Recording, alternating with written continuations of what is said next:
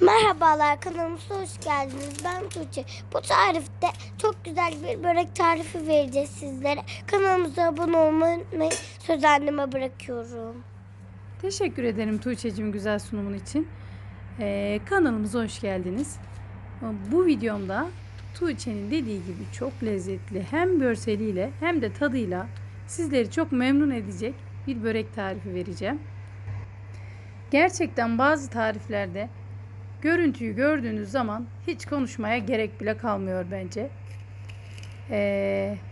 Sizler de bana katılıyorsanız yorumlarınızı bekliyorum ve tarifime geçiyorum. İlk olarak böreğimin iç harcını hazırlayacağım. Onun için yarım çay bardağı kadar sıvı yağını tavama aldım. Ve daha önceden ince ince kıymış olduğum bir adet soğanı tavaya ekliyorum. Soğanın biraz pembeleştiği zaman kıymamı ekleyeceğim. Kıymam da yaklaşık bir 200 gram kadar, çok değil. Ve soğanım hafif pembeleşti. 200 gram kıymayı soğanımın üzerine ekliyorum.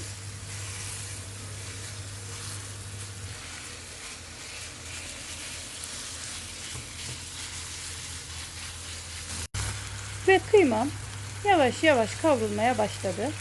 Onun üzerine bir adet orta boy patatesi daha önceden küçük küpler halinde doğrayıp haşlamıştım. Kaynar suyun içerisinde bir 5 dakika haşladım. Çok basit. Kaynayan suya attığınız zaman 5 dakikada hafif haşlanması yeterli oluyor börek için. Ve kavrulan kıymamın üzerine patatesi de ekledim. Patatesle de 1-2 dakika kavurduktan sonra üzerine baharatlarımı ekliyorum. Pul biber, karabiber ve tuzunu ilave ediyorum.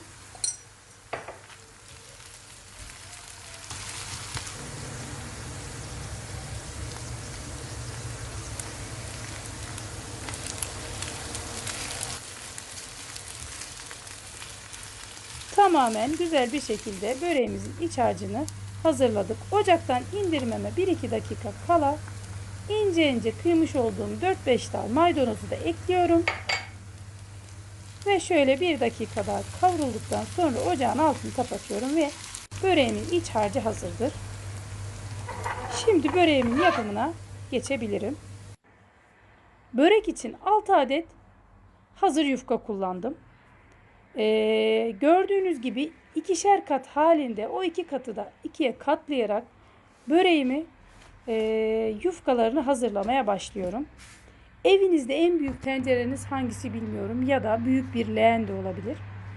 Onunla yufkanızın büyüklüğüne göre ben tam tamına üzerine koydum ve kenarında bir parmak geçecek şekilde yufkalarımı kestim. Benim bu böreğimin şekline benzer tarifler internette var.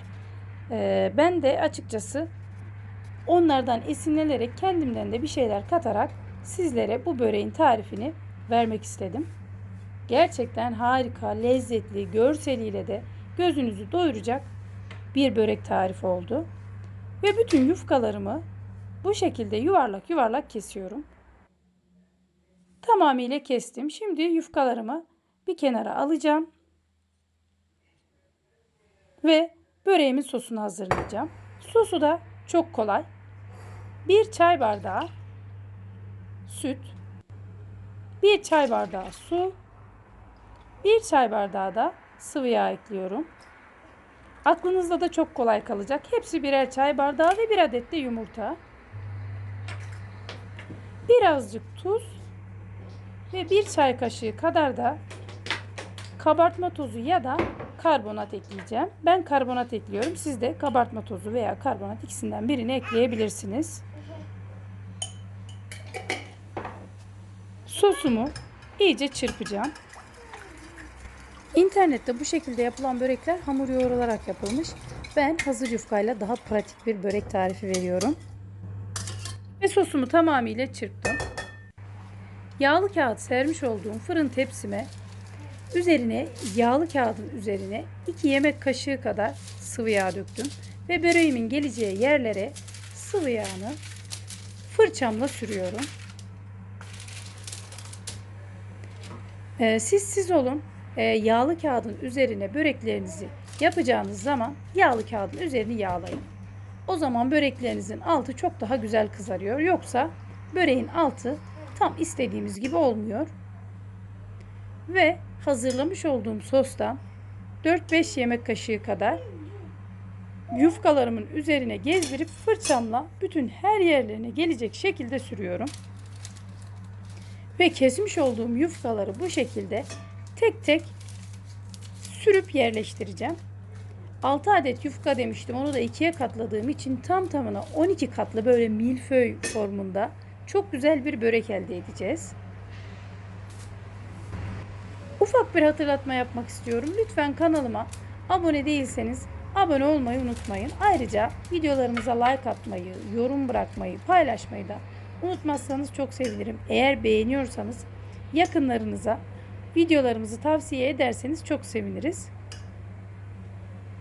Sizler sayesinde çok daha büyük aile olacağımıza eminim. Ve yine fırçamla sürüyorum.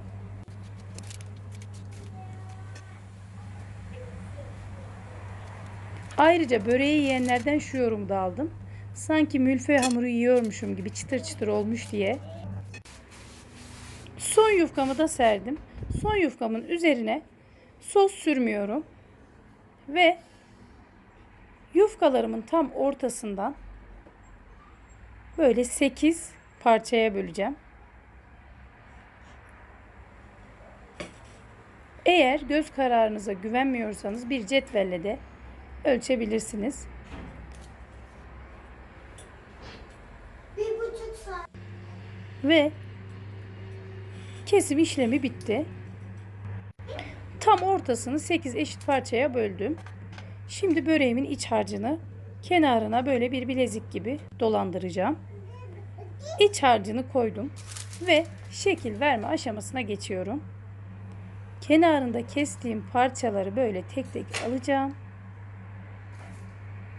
Ve böreğimin diğer kenarında kaldırıp onun altına bu şekilde yerleştireceğim.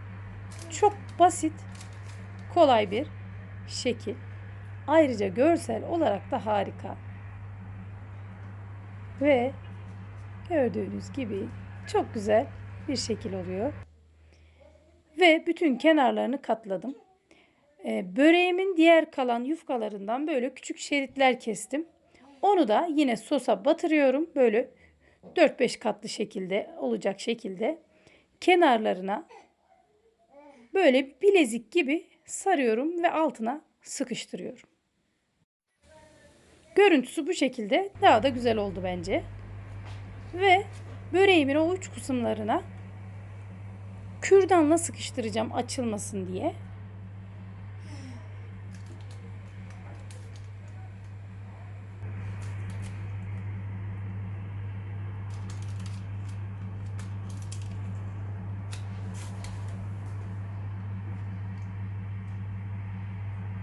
Bütün uç kısımlarına kürdanı taktım.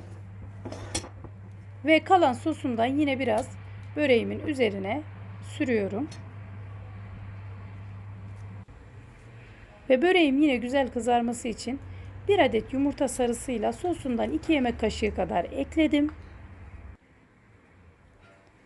Böreğimin üzerine sürüyorum. Eğer sosunuzdan kalırsa lütfen onu ziyan etmeyin. Zaten böreğimizin kenarında da kaldığı için onları değerlendirmek için dolaba kaldırabilirsiniz. Böreğimin üzerini susamla da süsledim ve 200 derece ayarladığım fırında nar gibi kızarana kadar pişirdim. Birazdan böreğimi keseceğim ve ne kadar çıtır olduğunu siz de göreceksiniz zaten. Bu arada şu söylem meşhur. Çıtırtısı komşudan duyulan börek. İşte bu olsa gerek bence. Gerçekten harika. Çıtır çıtır bir börek tarifi. Daha da sıcak, elim yandığı için tam kesemiyorum bile. Ve böreğimi kestim. Birazdan iç dokusunu da sizlerle paylaşacağım.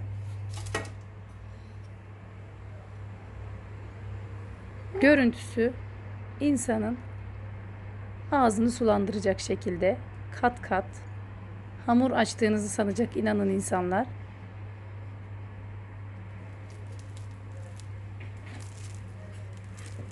Çıtır çıtır bir börek.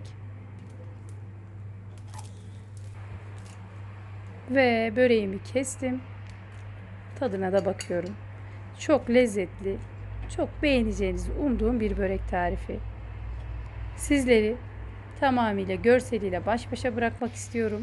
Sizlerle yeni tariflerde buluşmak dileğiyle. Hoşça kalın, afiyetle kalın, her şey gönlünüzce olsun.